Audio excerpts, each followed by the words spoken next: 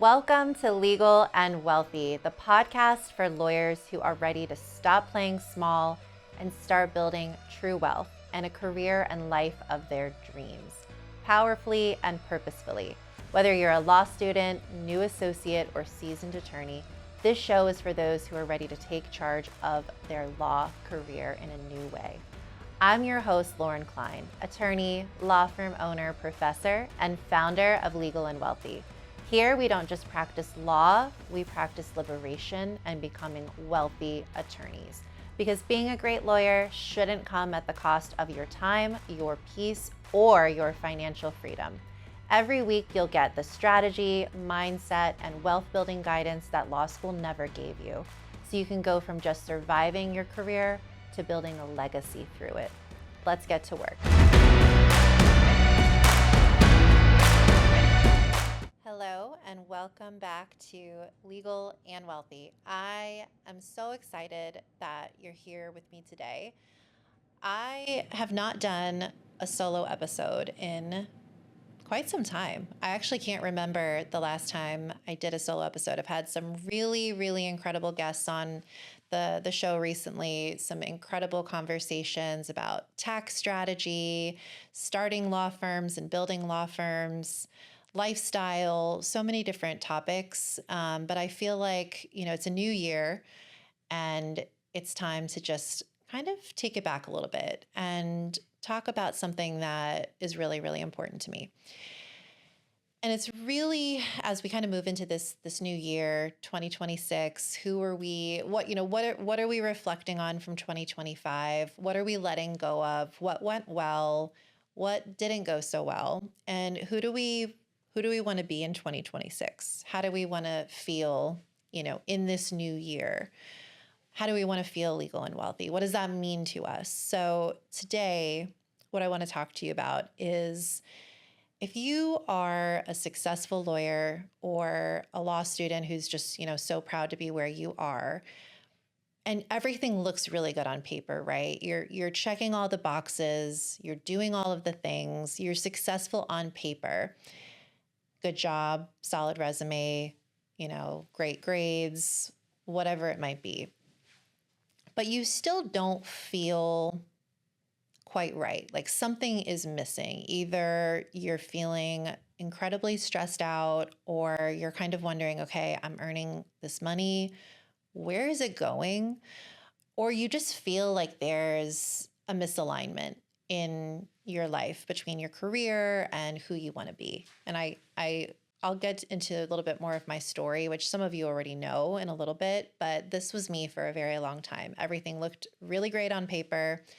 And it's not that I wasn't enjoying my career. I was. There was something that was not aligned. And it took me a really long time to realize that I was even allowed to question why it didn't feel right. But if any of this is resonating with you, if you feel like, okay, there's goals that I have, there's this vision I have for my life, for my legal career, and I'm doing the things, I'm making these promises to myself and I'm keeping them, but I still don't feel like I should, or I don't feel like I'm in alignment with the life that I want to build, then this episode is definitely for you. Because the reality is, the problem is not that you're bad with money, or it's not that you haven't made great life choices. It's not even that you aren't successful. It's the legal career, the profession itself was not designed to support you in your wealth, in your well-being, and in your lifestyle, right? It's a business, it's a profession that can be a really rewarding one. Truthfully, I love being an attorney. I now, especially that I know in my life that I can do whatever I want to do. Each of us can do whatever we want to do. I choose to stay in the law because I really do enjoy it. I get a lot from it monetarily, professionally. It's very rewarding. But I have learned that when we lean very heavily into our legal career without taking a step back and supporting ourselves, that's when that misalignment can really come in. So if we're operating in this system that's really not designed to support us financially, emotionally, spiritually, physically. What can we do about that? And that's really what this episode is all about today. So if you're new to this space, to the legal and wealthy space, we are all about really getting to have everything that we want. And that can mean wealth, that can mean the lifestyle that we desire, the career that we desire, the love and relationships that we desire, in a way that feels really good to us. So, like I said a few moments ago, it took me a while to realize that I could do what I want to do, that I have that autonomy. And so if you're like, I'm not quite sure that that's something that I fully believe yet, you're in the right place, because hopefully this episode will kind of plant that seed in your mind of, what is really possible for you and what is available for you. Because I think this misalignment that often happens in the law, it happens for a number of reasons, but I think one of the biggest reasons it occurs is we have a disconnect between the outward success and the checking off the boxes and having the solid resume and getting into the good law school or starting the law firm, like whatever fill in the blank goals you have achieved thus far. It's that outer success that is really, really disconnected from the inner exhaustion, from the feeling like I'm pushing through the muck and the mud, and I don't know that I feel like I'm really getting to where I need to go, even though outwardly everything looks and seems great. And I didn't realize that this was the case in our profession really until probably 3 or 4 years into practice. So that's, 3 years in law school, 1 year for an LLM, and then 3 to 4 years of practice. So, whatever that is, seven-ish plus years of being like, wow, I guess this just is how it is. But I think there's so many of us that are earning well and we still feel anxious about money, and we have that outward success, but we still feel behind, like we haven't quite achieved all the things that we want to achieve, or we're not living a life that we actually want to live. And I think the power in kind of recognizing this is if you name it and you identify it, you can change it. And I love the beginning of a year. I love a time for change and new beginnings and fresh starts, because it really gives us, I mean, you can do this at any point in the year, quite frankly, but there's just something about that new year that just gives you that feeling of like, okay, what is not working for me anymore? And how can I change? How can I give myself the permission to change it and then actually go ahead and change it? So let's kind of just start with, I think, the lie that so many of us are sold starting in law school. If you're anything like me, it's like, okay, if I work really, really hard and I get really, really good grades, and then I get the really, really good job and I earn that money, then I'll be happy. Then I'll feel satisfied. And then everything else will just kind of fall into place. And I did all of those things. I got into law school. I, got a scholarship. I graduated. I then got, ultimately I kind of had to figure things out for a while. And then I got a really, really great job and I was making all this money. And I was like, okay, there's parts of this that I'm really liking and parts of this that I'm really proud of. But if I'm being totally honest with myself, I'm not fully aligned with who I want to be and what I want to do. And I also was like, wow, I'm looking around at all of these people in big law, and I don't think they're building wealth the way that I would have anticipated that they are. You know what I mean? Or I don't think that they're really that satisfied with their life. And I don't know about you, but life is way too short. I want to be able to enjoy the life that we have, the time that we have on this earth. I want to travel. I want to eat good food. I want to be rewarded by my career. I want to spend time with my family. I want to do all the things that I want to do. But in order to do those things, I need to have an understanding, one, of what I want out of this life. Like, what do I actually want? What do you actually want? I need to have an understanding of how do I earn money and then grow that money, and how do I break away from just, the time for money exchange that limits us in how we build wealth. How do I think about my finances strategically? How do I think about taxes strategically? How do I protect my nervous system so as I go to each new level, I don't freak out and self-sabotage? These are all the things that I'm really, really focusing on in 2026. 2025 was a really great year for my law firm, Flourish Law Group. We had the best year that we've ever had. We started out kind of, I've talked about in prior episodes, the beginning of the year started out a little rocky, a little slow. And then it just took off. And by the time we ended the year, we were having really, really, really high revenue months, and it was really exciting. And so staying with that momentum, making sure that I'm taking care of myself and regulating my nervous system is something that's really important to me. And I would imagine that it's really important to a lot of you as well. But going back to that lie of if I just keep pushing, if I just keep working, everything will fall into place. I don't know. That didn't really work out so well for me. Things started to click when I gave myself the space to take a step back and say, what do I want out of life? And how can I get those, reach those goals, meet those desires in a way that feels really good to me without just pushing and overperforming and overachieving? Because I want it all. I want success. I want financial success. I want professional success. I want the revenue. I want the clients that I want. And I also want to enjoy my life. And I want peace. And I'm sure each and every one of you, wants that as well. And it's not that we don't work hard. This episode of Legal and Wealthy is brought to you by Law Firm Sites. Law Firm Sites has been building custom websites and providing online marketing for law firms for over 23 years. They are good at what they do because that's all that they do. If you are looking to expand the reach of your firm or just improve your online presence, Law Firm Sites has the team to do it. Go to lawfirmsites.com or call 1-800-932-8242 and mention Legal and Wealthy to receive 10% off any of their website or marketing packages. It's the opposite. We tend to often, as lawyers and as law students, be A-type, overperforming, overcommitting, overextending ourselves, when really, if we're intentional about how we spend our time and the things that we do to move the needle in our lives, it can really, really make a huge difference.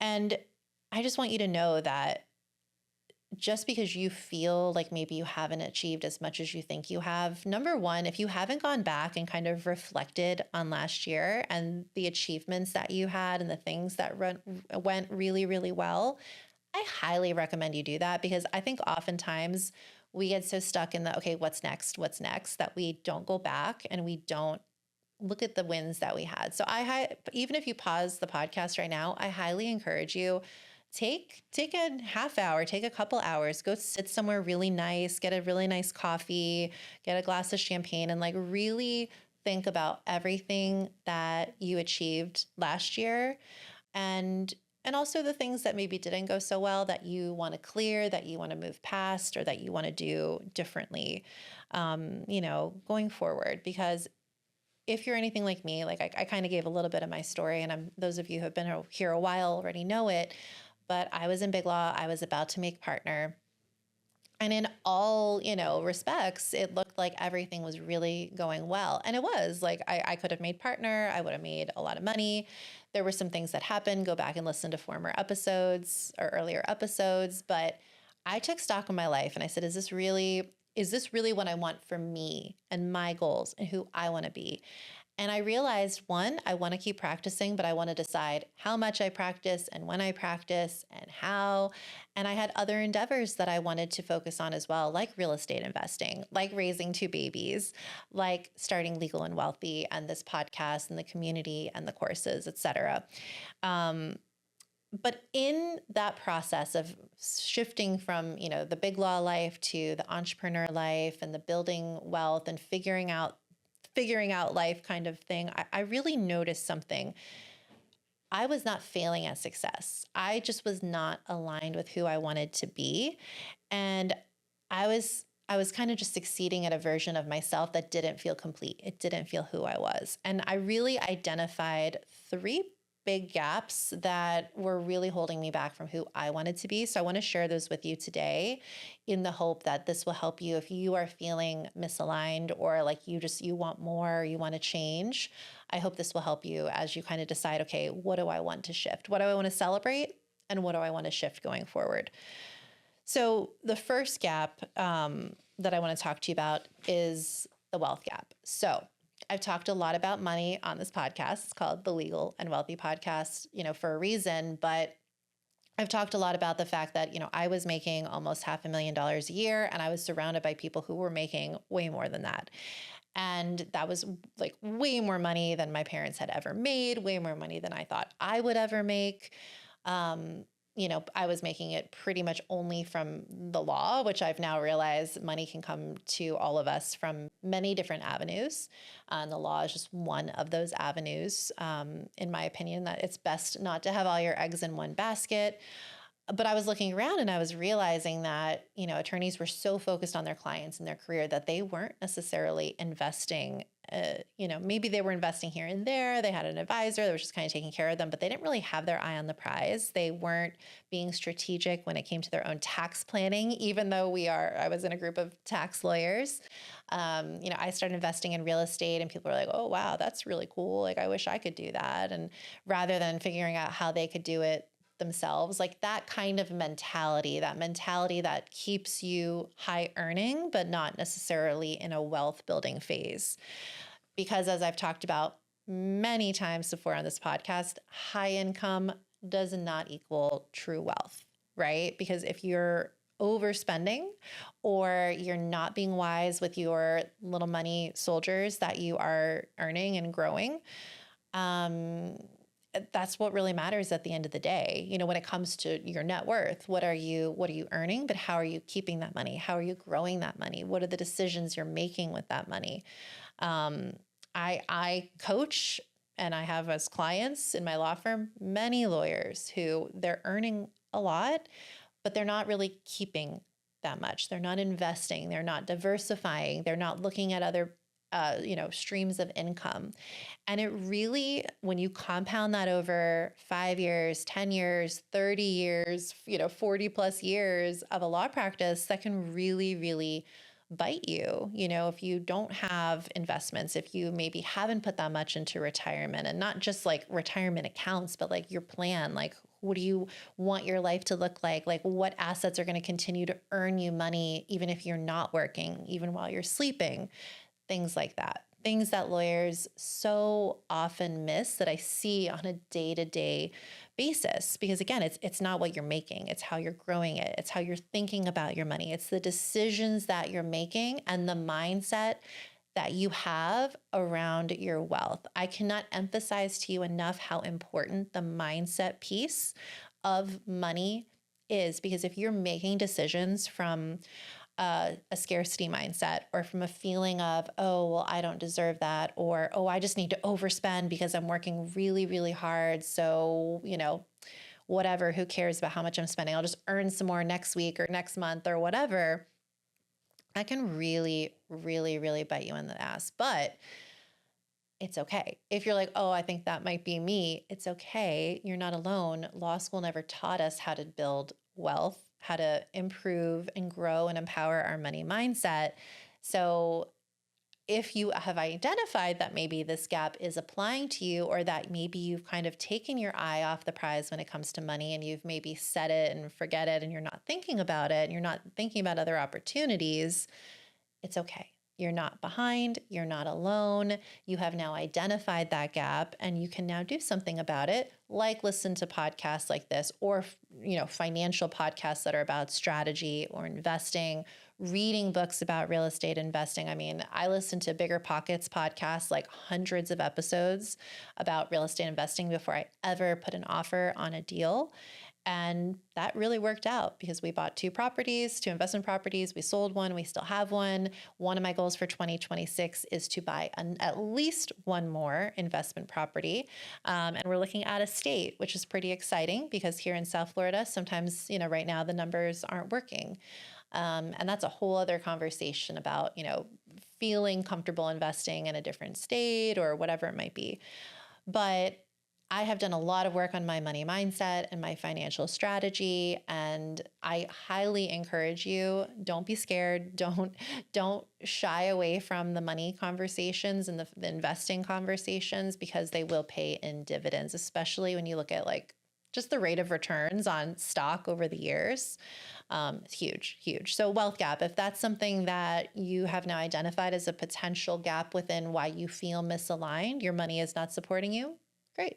You have now identified what the issue might be in that, category of your life, and reach out to me. I'd love to hear what you want to do about it. Let me know if you have questions about that wealth gap. Let's talk about gap number 2, because this is a big one in our profession, the well-being gap. So I've talked in prior episodes about kind of all the stats on, well-being in the legal industry, also in wealth, that less than 10% of lawyers, or even less than that, are millionaires. Going back to gap number 1, that is astonishing. But well-being wise, the stats are not great when it comes to lawyers and our mental health and our physical health. And I think a lot of that does, tie into we're often working, and we're not maybe taking care of ourselves, and we're not working out, or we're not taking walks, or we take on a lot of pressure from clients and from, opposing counsel. If you're a litigator, I'm not, thank goodness, but we take on a lot of pressure. We put a lot of pressure on ourselves. And I actually was reading something in a group chat that I'm in the other day, talking about, as lawyers, we don't often enter a flow state where we feel like we're really in a flow. Now, maybe sometimes that happens if you're drafting something and you're really getting into it, or if you're preparing for a trial and you're really kind of like feeling into your zone of genius, but it doesn't happen as often in our profession as it might in others. And that can really affect our nervous system. I think also just the culture and the community of the legal profession is, maybe we're going to go out and get drinks after work every day, or maybe I'm going to eat lunch at my desk every day and not take care of myself, or maybe meditation's too woo-woo. I don't need to, rest and retrain my brain in that way. Whatever it is, the numbers are not getting better. I do think that those of us who have been in that kind of like 10 to 20 year, 5 to 20 year range of practice, we're a little bit more aware of it. And I think we are doing a better job. But there was many years that I really struggled to, step away from my desk or take a walk. And even when I was pregnant, I was working so many hours and really honestly not taking care of myself as much as I should have been, as much as I take care of myself now. And, I think we tell ourselves lies. Oh, there's not enough time. Well, I have to go deal with this thing or that thing. Really, when you think about it and you look at your day and your calendar, is that true? Is it ultimately true that you can't take a walk in the morning or the afternoon? Is it ultimately true you can't step away for a 45-minute Pilates class? Like, if you really are truly honest with yourself, or like go to like a free yoga in your community, whatever it might be. If you're really honest with yourself, is it true that you cannot do that? It's probably not the case. Maybe if you're not doing that, it might not be a bad idea to get into a group chat or join a community like the squad, where you are being intentional about your workouts. You have yoga scheduled. You're talking with others about being healthy. You're encouraging each other. Even just over the winter break, I was in a group chat, we're still in a group chat with a couple of friends, got ClassPass, and we were all just trying out all these different workouts and like encouraging each other to go, which was kind of helping us to not overindulge the night before over the holidays. So that was like, and it felt really, really good to kind of move through the holiday season, feeling good, feeling healthy, still eating and, drinking whatever I wanted, but taking care of my body at the same time. But when we're working these long hours, we have this constant like fight or flight state of urgency. Like, that's really not good for our mental health. It's not good for our physical health.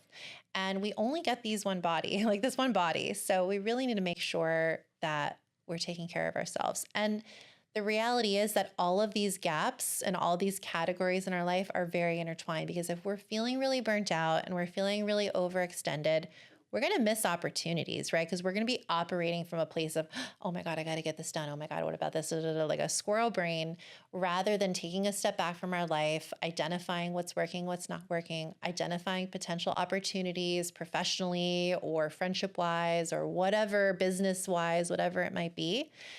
because the reality is your rest should not be a reward for hard work well done. It is a strategy. It is an intentional strategy. I'll tell you a quick story before I go on to the third gap. I remember when I was still in Big Law and I was really like going hard into personal development because I'm like, okay, if I'm going to stay here, I really got to like get myself right mentally and physically. And I was being very intentional about it. And this was pre-kid. So I had like this super long morning routine. I was meditating like 20, 30 minutes every single day. I don't do that anymore, but I do incorporate, meditation, whether it's 5 to 10 minutes, or maybe after I drop the kids off at preschool, I'm going to the gym. Like I incorporate it now. It just obviously looks a little different than it did pre-kids, but I was meditating like a lot. And I was really noticing a difference in like so many aspects of my life. But at work, I was noticing I was feeling more confident. I was like thinking about things more clearly. I don't know, just it was making an impact on how I felt and how I was interacting with others, and people were noticing it. I remember my boss at the time was like, "You seem different. You seem really calm. You seem confident. Like, what are you doing?" And I was like, "Oh, I started meditating." And he had, I think, worked with a coach at one point, and he maybe had meditated too. So he wasn't totally kind of like taken aback, but he kind of looked at me like, that's what you're doing? Like, interesting. And it's something free. You can like literally go on YouTube and pull up a free meditation. And it really helped me identify a lot about what I was happy about in my life and what I was not happy about, and the changes that I wanted to make and opportunities that were out there. So again, rest is not a reward. It is a strategy. Okay, moving on to gap number 3, the community gap.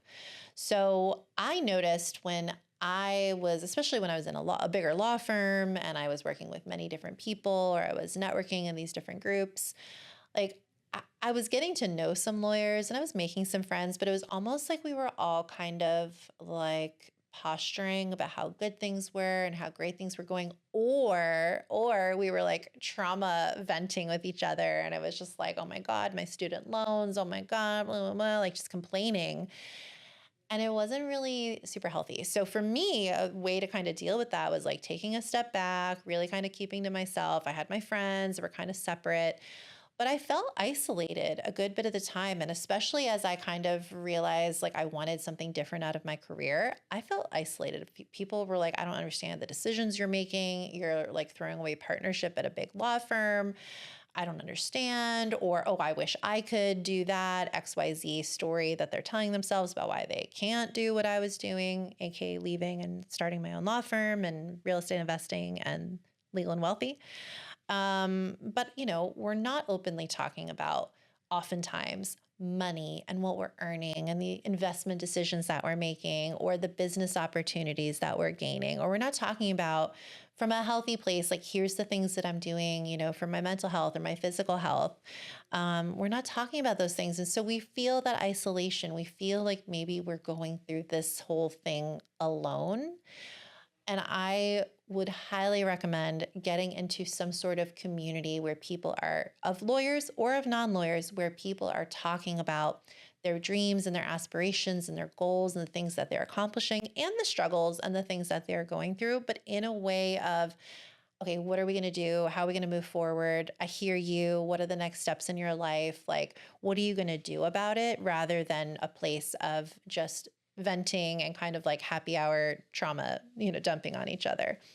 So I will say, if any of this resonates with you, if any of the 3 gaps, if anything I've shared with you resonates with you, you are not alone. You are not broken. You are not behind. You are kicking ass, and you've probably accomplished in the last year or years way more than you've even realized. So definitely go back and do that exercise of everything that you accomplished last year and like actually reward yourself for it. Take yourself out a nice dinner or a spa day.